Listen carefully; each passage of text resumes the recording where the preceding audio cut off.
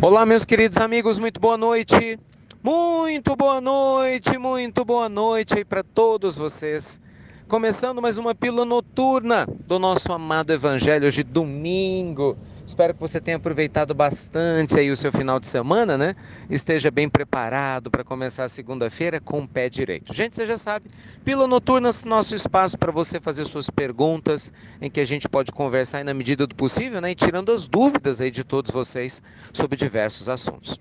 Eu queria começar, gente, respondendo uma dúvida do nosso canal do YouTube, em que nós falávamos sobre a pílula, dentro da pílula do Evangelho, e falávamos sobre a importância do culto no lar, o Evangelho no lar.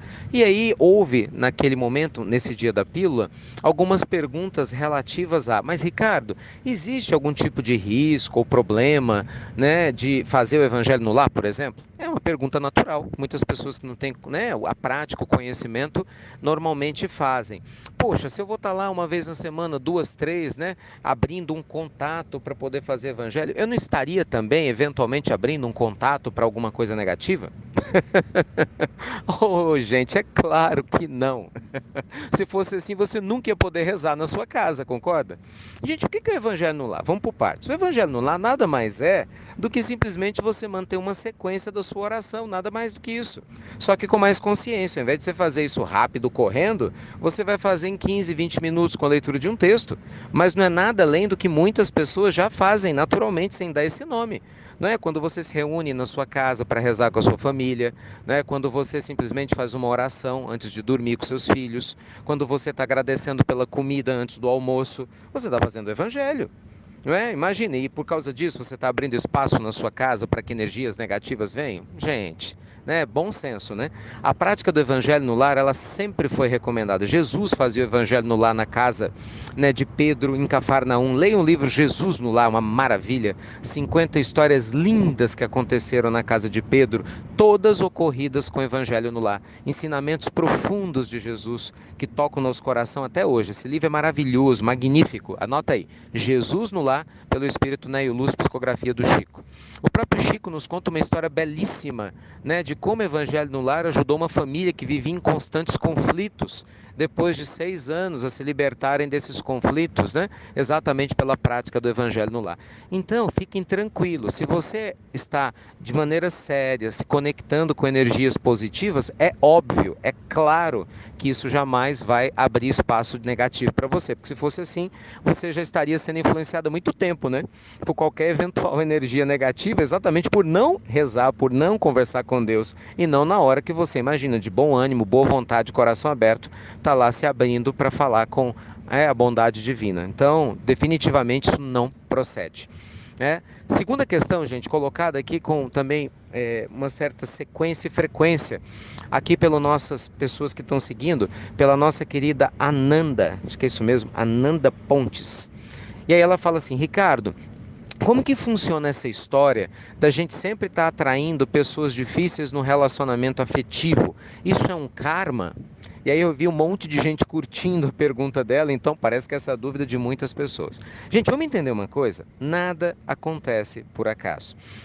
Nós temos sempre passado ou vamos passar por várias situações que a nossa alma necessita sim para crescer e se desenvolver, como um aluno que está matriculado na escola vai estudar as lições referentes à matéria que ele está aprendendo, não é isso? E aí, claro, você estuda e não vai ter as provas na escola para você ser analisado. E a mesma coisa acontece aqui na nossa vida. A gente está estudando no dia a dia e a gente tem os desafios. Só que do mesmo jeito que um aluno na escola responde o que quiser na prova, nós também temos esse livre-arbítrio, né? O destino pode trazer a você alguém que cruza o seu caminho. O seu livre-arbítrio determina se você deixa essa pessoa ficar ou não.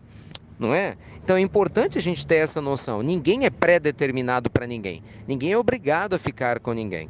Agora é importante a gente entender que muitas vezes nosso psiquismo está doente. Por exemplo, tem pessoas que falam assim, eu só atraio mulheres ciumentas. Ué, mas por que será?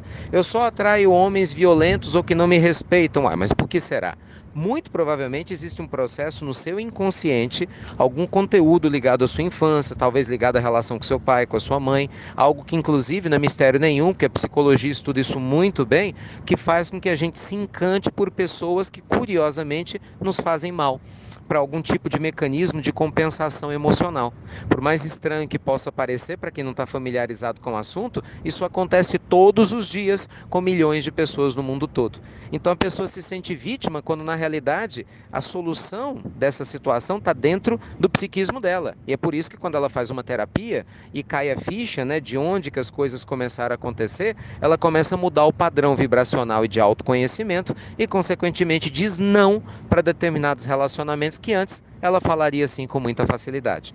Então vamos lembrar, gente, que essa ideia de karma como sendo sinônimo de algo negativo que vai acontecer, isso não ocorre. O karma é apenas uma resposta, a palavra sânscrita, que quer dizer roda. É uma resposta do universo a algo que a gente gerou. Mas mesmo a resposta ao eventual karma, ela pode ser positiva. E você tem o livre-arbítrio para fazer isso. Né? Você pode se libertar disso quando você não coaduna, né, com os problemas existenciais. Vou te dar um exemplo simples. Eu conheço o caso de uma senhora que ela, durante o seu primeiro casamento, passou por grandes dificuldades, problemas seríssimos. Inclusive, ela é muçulmana, uma pessoa querida. Ela era espancada pelo marido durante muito tempo. Ela mora num país muçulmano, uma das pessoas que nos acolheu em uma das nossas viagens à África, né? E aí ela nos contou isso, nos confessou que ela teve esse problema muito grande, mas ela não entendia por quê. E ela orava a Alá 5 vezes por dia e pedia a Alá muita luz e paz para que isso se resolvesse. Até que um dia aconteceu uma determinada circunstância, ela acabou, né, se separando do marido e encontrou o atual esposo, que é mais jovem do que ela, vejam só, mas deu a ela 2 filhas lindas, trata ela de uma maneira maravilhosa e ela se sente extremamente bem.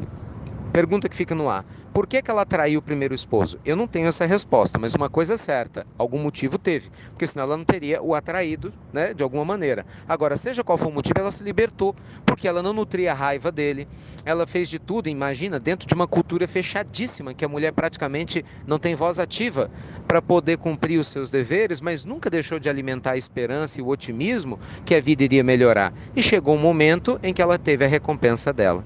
Então, precisamos confiar na bondade de Deus, mas acima de tudo fazer a nossa parte. E esse que é o caso que eu estou narrando dela, né, da mamãe Rashida, eu brinco, eu chamo ela de mamãe Rashida, né, é uma exceção. Porque boa parte de nós tem livre-arbítrio, muito mais liberdade com certeza de entrar e sair de um relacionamento do que ela tinha no caso especificamente do dela. Então, vamos refletir que muitas vezes quem está criando o karma somos nós, por não nos conhecermos e por aceitarmos fazermos parte de relacionamentos que não são dignos do crescimento espiritual que a gente almeja. Tá bem? Então, resumo da história: cuide de você e no caso do Evangelho no lar, faça com certeza o Evangelho com todo carinho, na certeza que a bondade divina está te amparando. É isso, meus amigos. Muito obrigado por enviar suas dúvidas, sugestões. Ótimo início de semana para todos vocês. Você sabe, nosso canal do Instagram está sempre aberto para te receber. Insti.RicardoMelo. Grande abraço, fiquem com Deus e muito obrigado por compartilhar as pílulas do nosso amado Evangelho. Até breve, meus queridos amigos. Até muito, muito breve.